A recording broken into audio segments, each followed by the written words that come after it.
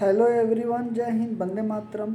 आज मैं आप लोगों के सामने लेके फिर से उपस्थित हूँ करंट अफेयर की क्लास। इसमें हम लोग देखने वाले हैं पांच भाषाओं को शास्त्रीय भाषा का दर्जा मिला। तो वो भाषा कौन कौन सी है हम लोग इसमें डिस्कशन करने वाले हैं। अगर आप किसी भी वनडे एग्ज़ाम की तैयारी करते हैं और उसमें अगर आप शामिल होने जा रहे हैं तो उस लिहाजे से करंट अफेयर काफ़ी इम्पोर्टेंट सब्जेक्ट अब बनता जा रहा है, क्योंकि इसके क्वेश्चन पहले कम आते थे लेकिन अब दिन पे दिन इसके भी क्वेश्चन क्या होते जा रहे हैं, तो बढ़ते ही जा रहे हैं। तो यह हमें देखने को मिल रहा है। तो बिना देर किए हुए हम लोग सेशन को स्टार्ट करते हैं। और अगर अभी तक आपने पिछली कक्षाओं को नहीं देखा है, पिछले सेशन को नहीं देखा है, तो जाके आप Krishna study YouTube channel, Krishna study मस्ती के यूट्यूब चैनल पे आप वहाँ से जाके विजिट कर सकते हैं। वहाँ पे प्लेलिस्ट बना दी गई है, अन्य विषयों की भी वहाँ पे आप क्लास देख सकते हैं। तो चलिए बने रहिएगा और हम लोग अब सेशन को स्टार्ट करते हैं। बड़े ही ध्यान से देखिएगा। अगर हम बात करते हैं तो क्या है, तो सेशन है आज का जो हम लोगों का ये है कि 5 भाषाओं को शास्त्रीय भाषा का दर्जा मिला। तो वो भाषा क्या है और बाकी इसके प्रावधान क्या हैं, हम लोग कुछ विशेष देखेंगे। उसके बाद जो है कि स्मरणीय तथ्य के बारे में, जो हूबहू क्वेश्चन कैसे बन सकता है, फिर उसके बारे में उस पर जिक्र हम लोग करेंगे। देखिएगा, भारत की भाषाई विविधता की पहचान और उसका सम्मान करते हुए संविधान की 8वां अनुसूची में 22 भाषाओं को सम्मिलित किया गया है।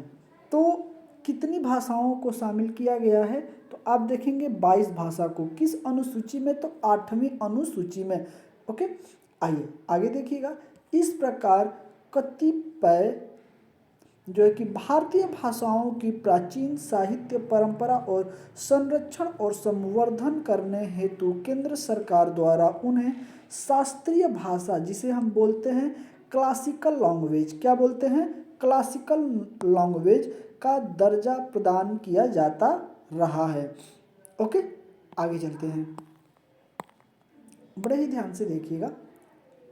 शास्त्रीय भाषा का दर्जा प्रदान करने के माध्यम से केंद्र सरकार इन भाषाओं को गहन प्राचीन इतिहास, विशाल साहित्यिक परंपराओं और राष्ट्र की सांस्कृतिक संरचना के उनके अमूल्य योगदान को मान्यता प्रदान करती है।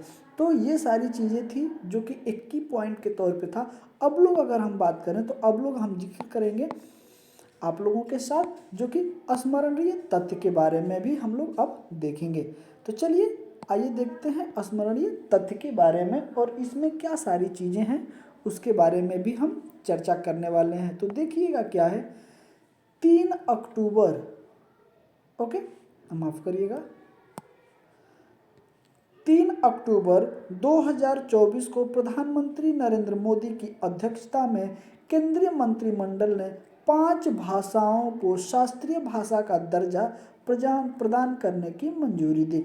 जो केंद्रीय मंत्रिमंडल है वो 5 भाषाओं को क्या किया है, शास्त्रीय भाषा का दर्जा देने के लिए ना मंजूरी दे दी है। वो भाषा कौन कौन सी है, आप बड़े ही ध्यान से देखिएगा। ये 5 भाषाएं निम्नवत हैं।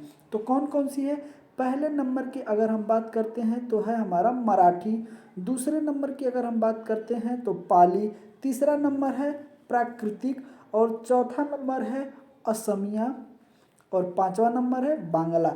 तो इन 5 भाषाओं को जो है कि अभी फिलहाल में शास्त्रीय भाषा के तौर पे दर्जा देने की बात की गई है इस पूरे तथ्य में। आगे देखिएगा इसमें क्या बोला गया है, आगे देखिएगा, इन भाषाओं से मुख्य रूप से संबंधित देश के राज्य महाराष्ट्र में मराठी बोली जाती है, बिहार और उत्तर प्रदेश और मध्य प्रदेश में पाली और प्राकृतिक बोली जाती है, पश्चिम बंगाल में बांग्ला बोली जाती है, और असम में असमिया बोली जाती है। तो किन किन राज्यों के प्रति जो ये पूरी 5 भाषाएं हैं, कहाँ कहाँ ज़्यादा बोली जाती है उनका यहाँ पे कुछ लोकेशन दिया है। जैसे मराठी की अगर हम बात करेंगे तो आपको महाराष्ट्र में ही देखने को ज़्यादातर मिलेगी।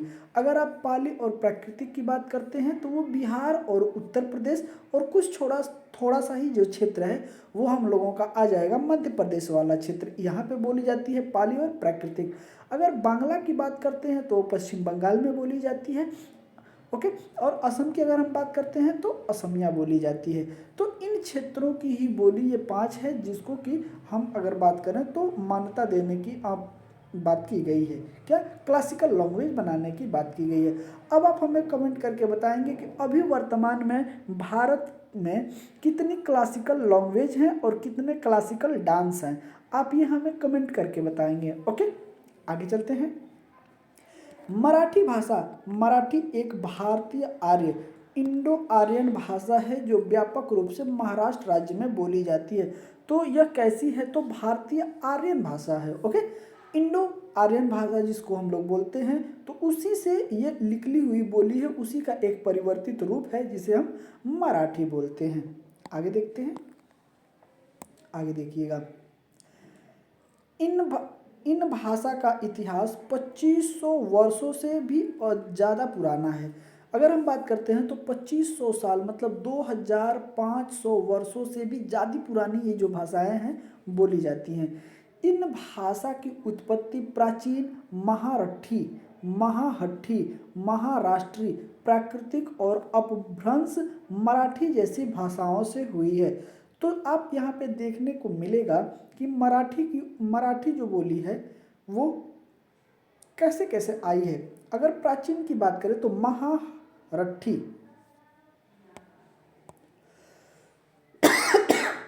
क्या है, महारठी, मराहट्ठी, महाराष्ट्री, प्राकृतिक और अपभ्रंश मराठी जैसी भाषाओं से हुई है।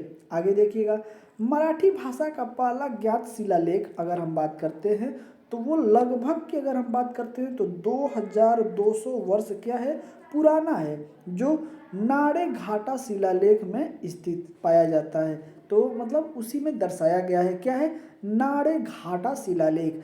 कितना साल यह पुराना है, तो हम इसमें अगर बात करते हैं तो ये पुराना हम लोगों को देखने को मिलेगा 2200 वर्ष पुराना है, जहाँ महारठनियों शब्द का प्रयोग किया गया है। कहाँ, रठनियों शब्द का प्रयोग किया गया है। अब हम लोग आगे बढ़ते हैं और आगे देखते हैं क्या है। आगे देखिएगा, आगे है कि मराठी भाषा में सबसे पुरानी तत्व साहित्यिक कृति गाथा सप्तशती है। क्या है, गाथा सप्तशती है। अगर हम बात करते हैं जो लगभग 2000 वर्ष पुरानी है, तो सबसे पुरानी ज्ञात साहित्यिक कृति क्या है, गाथा सप्तशती है, ओके। आगे देखिएगा, यह सातवाहन वंश के शासक हाला द्वारा रचित कविताओं का एक संग्रह है।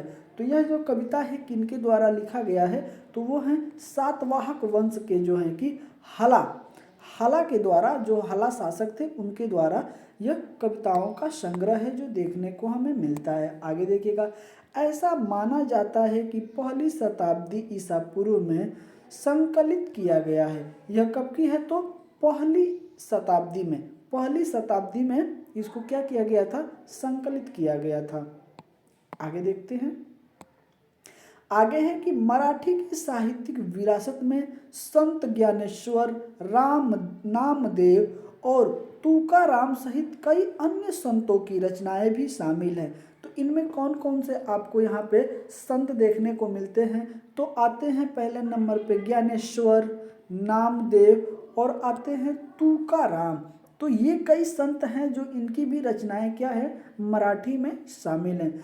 मराठी विश्व में सबसे अधिक बोली जाने वाली शीर्ष 15 भाषाओं में से एक है। विश्व की अगर हम बात करते हैं तो लगभग 15 भाषाएं बोली जाती हैं, उसमें जो है कि मराठी सबसे अधिक लोकप्रिय भाषा है। आगे देखिएगा, इसके देशी वक्ताओं नेटिव स्पीकर्स की संख्या अगर हम बात करते हैं तो 110 मिलियन है। कितना है, 110 मिलियन। आगे देखिएगा, आगे है कि पाली भाषा की अगर हम बात करते हैं तो पाली भाषा या पाली लैंग्वेज शब्द आधुनिक काल में गढ़ा गया। कब यह गढ़ा गया? आधुनिक काल में यह शब्द आया सामने। आगे देखिएगा, इस भाषा की सटीक उत्पत्ति विद्वानों के मध्य एक बहस का विषय रहा है। इसकी उत्पत्ति कहाँ से हुई है अभी तक यह कंफर्म नहीं हो पाया है, जो कि विद्वानों के बीच क्या हुआ है तो एक विवादित बयान के रूप में, बहस के रूप में यह अभी चल रहा है। आगे देखिएगा, 6वां या 7वां शताब्दी तक पाली के रूप में ज्ञात किसी भी विशिष्ट भाषा का कोई अस्तित्व नहीं था। कब तक की बात यह कर रहा है तो यह कर रहा है 6वां और 7वां शताब्दी तक ऐसी कोई भाषा विशिष्ट रूप से अस्तित्व में नहीं थी, इस लेख के कहने का तात्पर्य है। आगे देखिएगा, पाली भाषा के आरंभिक संदर्भ बौद्ध विज्ञान बुद्ध घोष की टिप्पणियों में मिलते हैं। तो जो बुद्ध है ना, उनके ही हम बौद्ध विद्वान जो हैं उनके द्वारा ही इसका प्रयोग करते हुए हम लोग देखे जाते हैं। आगे देखिएगा, पाली भाषा की उत्पत्ति के बारे में कई सिद्धांत उभर कर सामने आए हैं। अब वो कौन कौन से सिद्धांत हैं हम लोग उसको देखते हैं। बड़े ही ध्यान से देखिएगा, मैक्स वॉलेस,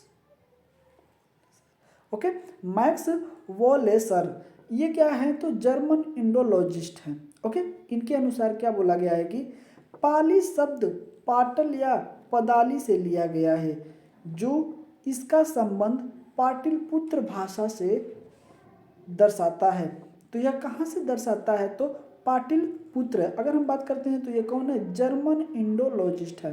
ओके, तो इनका मानना है कि जो पाली शब्द है वो पाटिल या पदाली से लिया गया है, जिसका संबंध की अगर बात करें तो पाटलिपुत्रा से है। अगर हम बात करते हैं पाटलिपुत्रा क्या है तो पाटलिपुत्रा आप कमेंट करके बताइए। आपको हिंट देने के लिहाजा से मैं थोड़ा सा आपको हिंट दे रहा हूँ कि जो पाटलिपुत्रा है वहाँ मगध की राजधानी हुआ करती थी। अब आप बताइएगा कि यह क्या है पाटलिपुत्रा। आगे देखिएगा, आरसी चाइल्डर्स ब्रिटिश ओरिएंटलिस्ट और प्रथम पाली अंग्रेजी शब्दकोश के संकलनकर्ता के अनुसार, अब इनके अनुसार भी हम लोग देख लेते हैं। पाली आम लोगों द्वारा बोली जाने वाली स्थानीय भाषा है। क्या है? स्थानीय भाषा है जो जन लोगों के बीच, आम लोगों के बीच बोली जाती थी, जिसका हम लोग उपयोग करते हैं आसानी से कोई भी चीज़ को समझने के लिए या अपने बातों को क्या करना है संप्रेषण के तौर पे हम अपने विचारों को व्यक्त करने के लिए ही हम भाषा का प्रयोग करते हैं। ओके, आगे देखिएगा, वहीं जेम्स, सॉरी माफ करिएगा, आगे देखिएगा क्या है, वहीं जेम्स अल्विस सियोल से औपनिवेशिक युग के संस्थापक कोलाइन एरिया लॉजिस्टर फ्रॉम कोलिजन, ओके, ने पहली भाषा की पहचान गौतम बुद्ध के कालखंड में प्रचलित मगध की भाषा के रूप में की है। तो इनका जो कहना है, इनका कहना है कि जो गौतम बुद्ध थे वो कहाँ के थे तो मगध के थे। तो मगध भाषा के रूप में ही इसकी पहचान इन्होंने की है। किसकी? तो पाली की और प्राकृतिक की। आगे देखते हैं, अल्विस का मत था कि पाली का मूल नाम मगधी और अशोक सम्राट के कालखंड तक इसका व्यापक रूप प्रयोग किया जाता था। तो इनका भी मानना है कि जो मगधी है वही है मेन पाली का मूल नाम क्या है? मगधी है। आगे देखते हैं इनके द्वारा और क्या बोला गया है। आगे है कि वर्तमान में पाली भाषा का अध्ययन श्रीलंका, म्यांमार, थाईलैंड और बौद्ध बाहुल्य देशों सहित चटगांव, जापान, कोरिया, तिब्बत, चीन और मंगोलिया आदि में भी देखा जा सकता है। कौन? तो पाली भाषा की यहाँ पे बात की जा रही है। तो यह भी आप क्या करिएगा, याद रखिएगा। आगे है कि गौतम बुद्ध ने अपने उपदेशों के लिए पाली भाषा का प्रयोग ही किया था।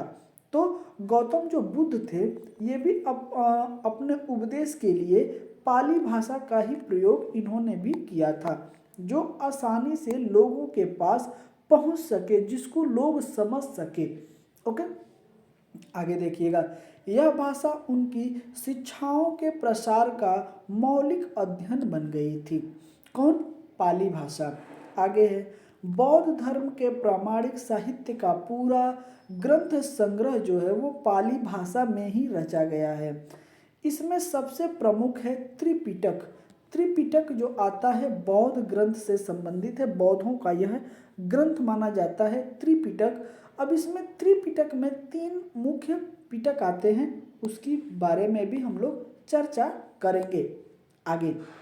त्रिपिटक या त्रिपिटक का अर्थ है 3 पेटियां, 3 फोल्ड बास्केट। क्या है? 3 फोल्ड बास्केट। आगे देखिएगा क्या है, त्रिपिटक में 3 मुख्य ग्रंथ शामिल हैं। वो 3 कौन कौन से हैं? तो पहले नंबर पे आता है विनय पिटक, दूसरे नंबर पे आता है सूक्त पिटक और तीसरे नंबर पे आता है अधिगम्य पिटक, अधिधम्य पिटक। तो ये 3 पिटक आते हैं जो कि बौद्ध ग्रंथ से संबंधित है और बौद्ध की जो मान्यता तौर पे ग्रंथ है वो ये त्रिपिटक कहा जाता है। ओके, आइए आगे चलते हैं। क्या है? तो आगे अगर हम बात करते हैं तो प्रमाणित ग्रंथों के अतिरिक्त पाली साहित्य में जातक कथाएं भी शामिल हैं। प्राकृतिक भाषा की अगर हम बात करते हैं तो यह प्राकृतिक मध्यकालीन भारतीय आर्य भाषाओं के मध्य समूह का प्रतिनिधित्व करती हैं। तो ये चीज़ें हमें देखना है कि जो प्राकृतिक भाषा है यह मुख्यतः अगर हम बात करते हैं तो मध्यकालीन की भाषा है, जो भारतीय आर्य भाषाओं में क्या है उनके समूह का प्रतिनिधित्व करती हैं। आगे भी हम देखने की कोशिश करेंगे कि और क्या क्या इसमें दिया गया है। आगे है कि यह भाषा भारत की समृद्ध भाषाई और सांस्कृतिक विरासत को समझाने की दृष्टि से अत्यंत महत्वपूर्ण है। कौन? तो प्राकृतिक भाषा। ये भी आप याद रखिएगा।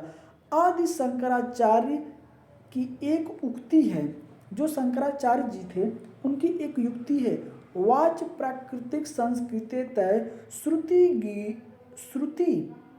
गिरो। ओके, क्या है? वाचा प्राकृतिक संस्कृतो सुक्ति गिरो। तो यह किसका वाचन है? यह है हम लोगों के आदि शंकराचार्य जी के द्वारा बोला गया था।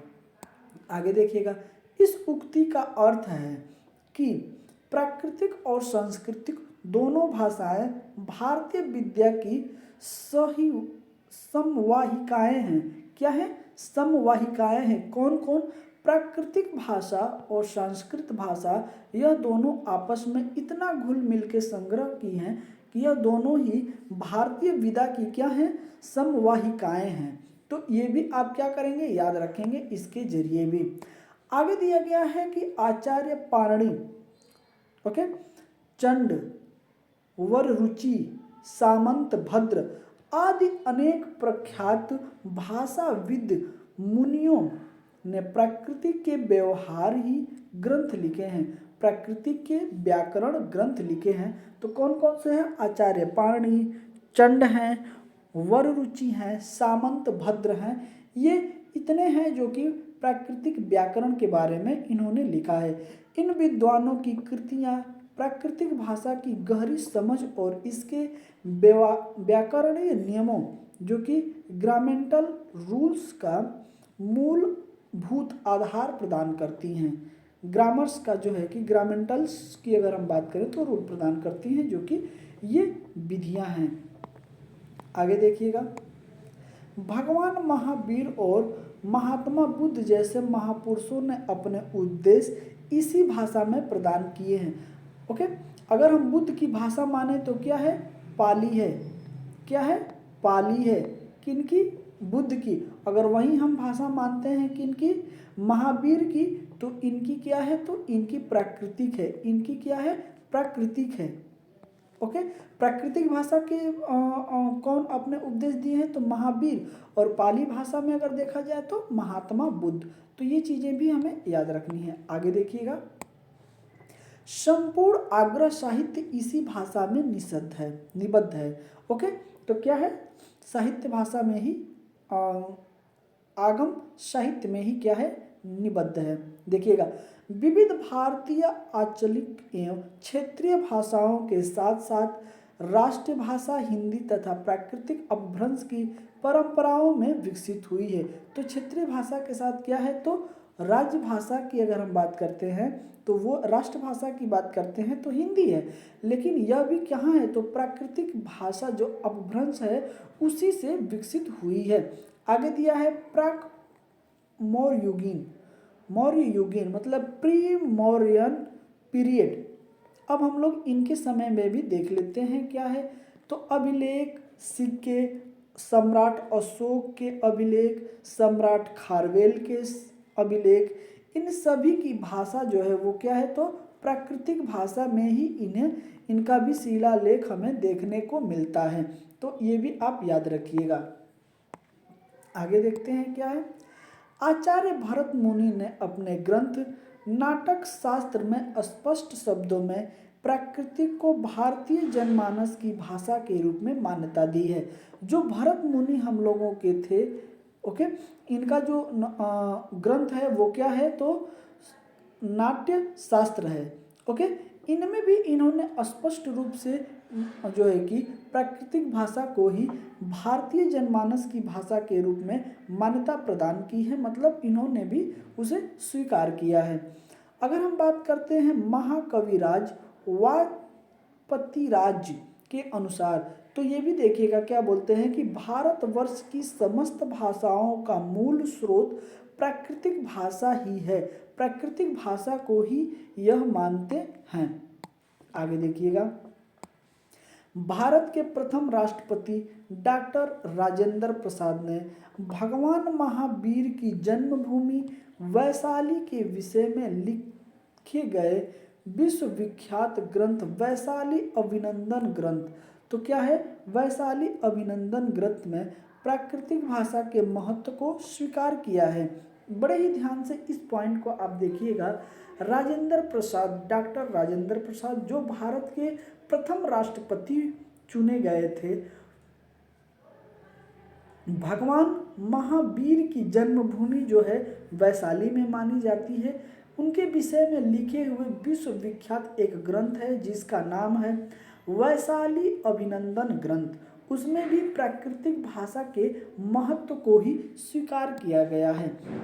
आगे देखिएगा क्या है, स्पष्ट है कि भारतीय भाषा शास्त्र भाषाओं बोलियों की उत्पत्ति और उनके क्रमिक विकास को समझने के लिए प्राकृतिक भाषा एवं उनके साहित्य का ज्ञान अत्यंत आवश्यक है। तो इस पॉइंट को आप बड़े ही ध्यान से सुनिए, समझिए क्या बोला गया है। स्पष्ट है कि भारतीय भाषा शास्त्र भाषाओं बोलियों की उत्पत्ति और उनके क्रमिक विकास को समझने के लिए प्राकृतिक भाषा एवं उनके साहित्य का ज्ञान अत्यंत आवश्यक है। अब हम लोग आते हैं असमिया भाषा पे। असमिया भाषा की हम बात करते हैं और इसके बारे में भी कुछ हम लोग जानकारी इकट्ठा करने की कोशिश करते हैं जो फैक्ट द्वारा आपके सामने प्रस्तुत की गई है।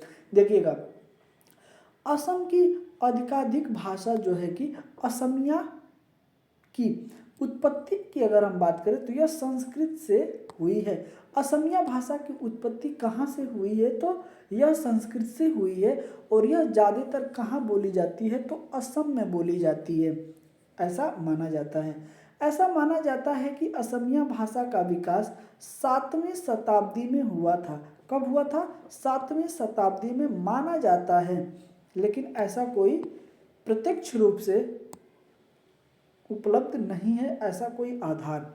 यद्यपि असमिया भाषा का प्रत्यक्ष पूर्वज की अगर हम बात करते हैं तो मगधी अपभ्रंश को माना जाता है। क्या है, मगधी अपभ्रंश को माना जाता है। आगे देखिएगा क्या है, विभिन्न विद्वानों जैसे जॉर्ज ग्रिशियन, सुनीति कुमार चटर्जी और यांकीकांत काकती है, ठीक है, काकती के अनुसार असमिया भाषा मगधी प्राकृतिक समूह से संबंधित है। तो ये मान रहे हैं जैसे कि जॉर्ज ग्रिशियन, सुनीति कुमार चटर्जी और यानीकांत काकती, इन लोगों के अनुसार क्या है, असमिया भाषा की उत्पत्ति अगर देखें तो मगधी प्राकृतिक समूह से ही संबंधित है, मतलब उसी के अनुसार रखी जाती है।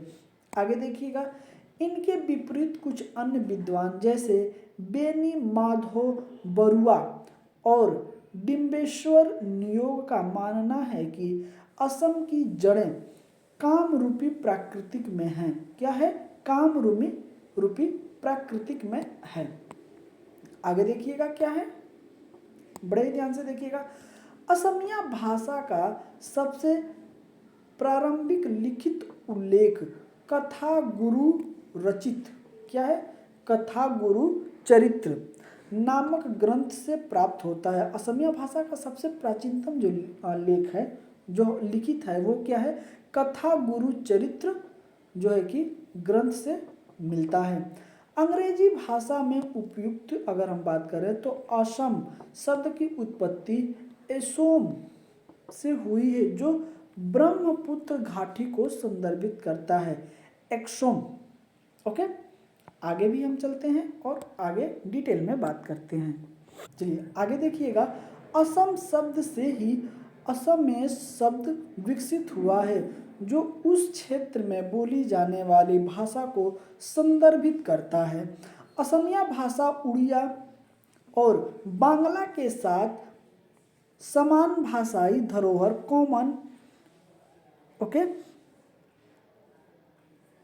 लिंक लिस्ट हेरिटेज को समझा करती है।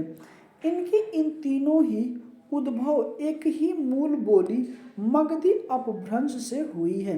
तो क्या क्या हुई है, अगर हम मगधी की बात करते हैं तो असमिया बांग्ला, असमिया बांग्ला से ही क्या होता है, ये दोनों एक दूसरे से मिक्सचर के रूप में है।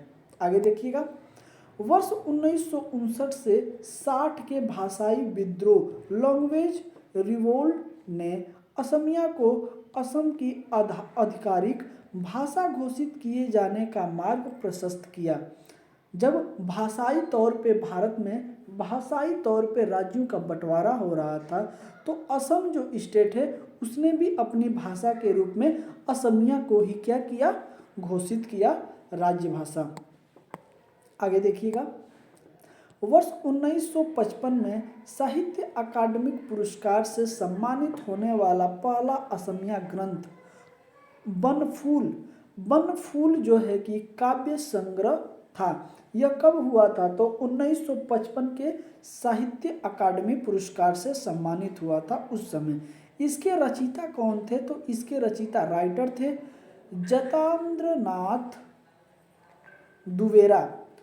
जतेंद्रनाथ दुबेरा। ओके, आगे देखिएगा, अब हम बात करते हैं किसका, बांग्ला का। आइए बांग्ला का भी हम बात करते हैं। जातिवादी रूप से बांग्ला इंडो आर्यन भाषा से उत्पन्न हुई है।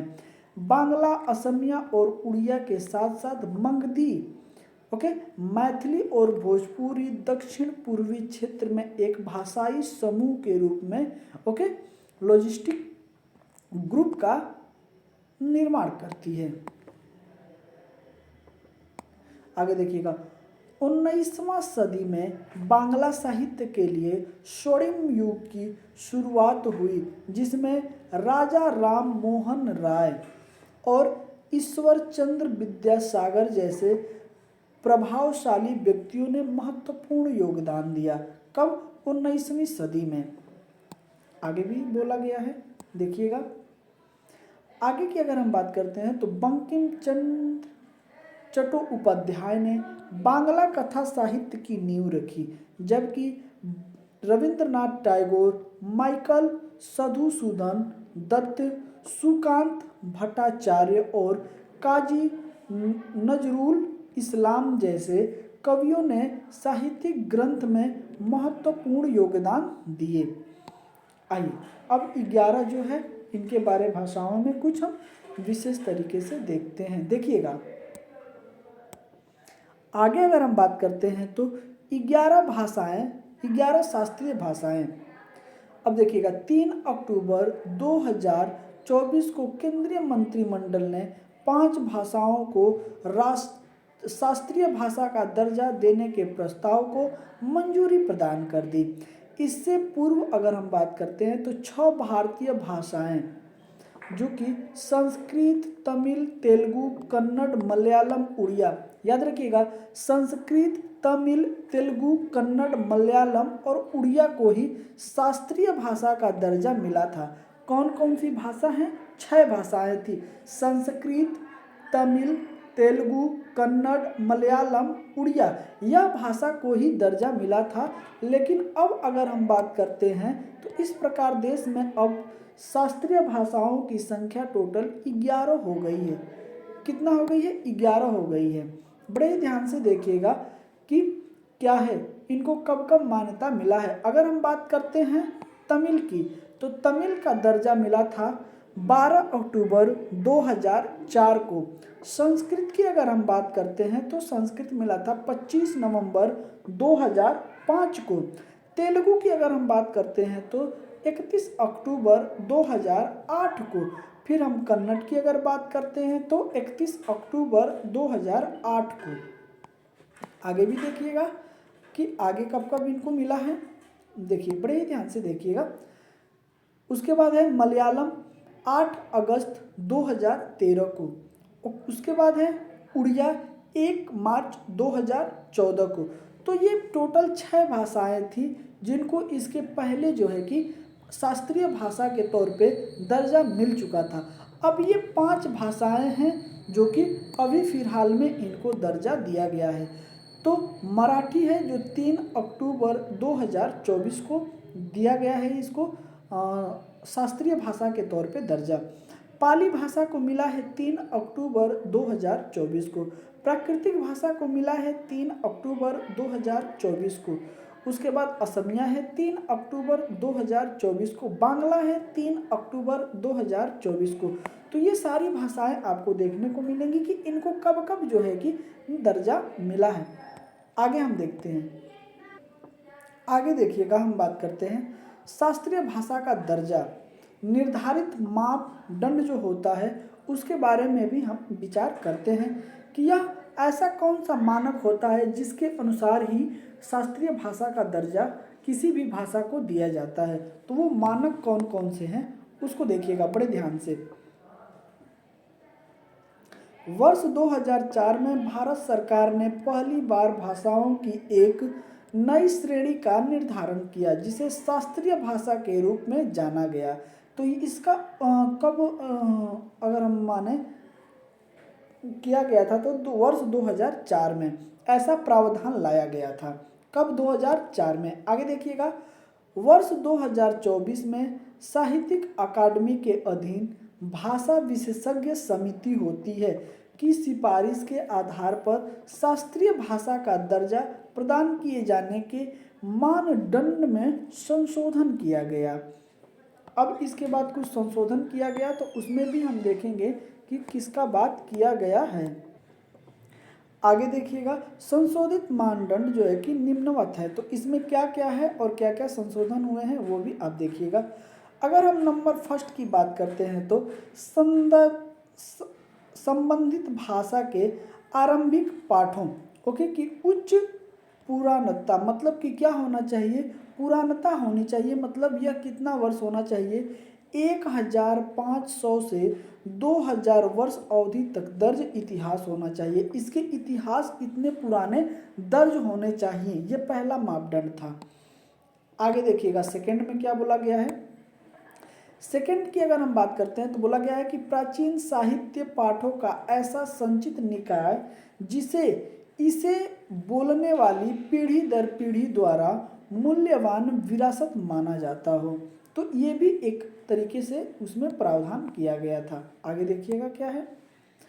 आगे है हम लोगों का थर्ड की काव्य, शिलालेख और अभिलेख साक्ष्य के अतिरिक्त ज्ञान से संबंधित ग्रंथ, विशेष रूप से गद्य ग्रंथ के रूप में है।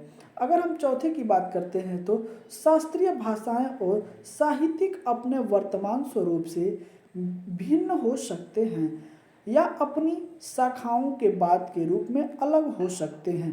तो ये सारे प्रावधान यहाँ पे आप देखेंगे जो कि हमें देखने को मिल रहा है। ये सारे प्रावधान किए गए थे। इन सारे प्रावधानों के तहत ही क्या होता था, एक बोली को किस भाषा में रखा जाएगा, कौन सा दर्जा दिया जाएगा, उसका निर्धारण यहीं से होता था। आगे देखिएगा, आगे है कि शास्त्रीय भाषाओं को बढ़ावा देने हेतु किए गए उपाय। तो उपाय अब क्या क्या किए गए हैं उसके बारे में भी हम लोग एक नज़र देखते हैं। सांस्कृतिक भाषा को बढ़ावा देने के लिए केंद्रीय संस्कृत विश्वविद्यालय अधिनियम 2020 के माध्यम से 3 केंद्रीय विश्वविद्यालयों की स्थापना की गई थी। कितना? 3 केंद्रीय विश्वविद्यालयों की स्थापना की गई थी। अब वो 3 विश्वविद्यालय भी इसमें शामिल हैं जो भूमिका निभाएंगे। पहले नंबर पर रखा गया था केंद्रीय संस्कृत विश्वविद्यालय नई दिल्ली। सेकेंड नंबर की अगर बात करें तो श्री लाल बहादुर शास्त्री राष्ट्रीय सांस्कृतिक विद्यालय नई दिल्ली।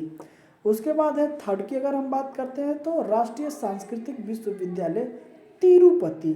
तो ये 3 विद्यालय जो है कि विश्वविद्यालय स्थापित किए गए थे कि इस अधिनियम में इनको शामिल किया गया, जिनके तहत यह मापदंड को थोड़ा और सुदृढ़ और लचीला बनाया जा सके।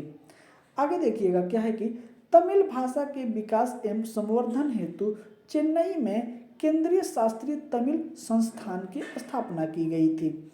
आगे है कि मैसूरू की अगर हम बात करते हैं तो मैसूर भारतीय भाषा संस्थान central institute of Indian language के तत्वावधान में शास्त्रीय कन्नड़, तेलुगु, मलयालम और उड़िया के अध्ययन के लिए उत्कृष्टता केंद्र की अगर हम बात करते हैं तो सेंटर ऑफ एक्सीलेंस की स्थापित किए गए थे। तो इस तरीके से भी आप यहाँ पे देखने को मिलता है। और अब हम अगला जो हम लोगों का है, अगला पॉइंट की अगर मैं बात करूं तो क्रूज भारत मिशन, इसको हम लोग अगले वीडियो में डिस्कशन करेंगे। अगले सेशन में इसमें हम लोग डिस्कशन करेंगे। सेशन आपको कैसा लगा और आप इस भाषाओं में और क्या इसमें आप पहले से जानते थे जो इस भाषा में हम जिक्र नहीं कर पाए हैं आप लोगों के लिए, तो आप लोग भी हमें कमेंट करके बताएंगे। जहाँ तक संभव चीज़ें हो सकी हैं वो सारे साक्ष्य आपके सामने रखने की कोशिश किया है हमने। वीडियो कैसी लगी आप ज़रूर हमें कमेंट करके बताइए और मिलते हैं आपसे अगले सेशन में। तब तक के लिए जय हिंद, वंदे मातरम। अपना ख्याल रखिएगा।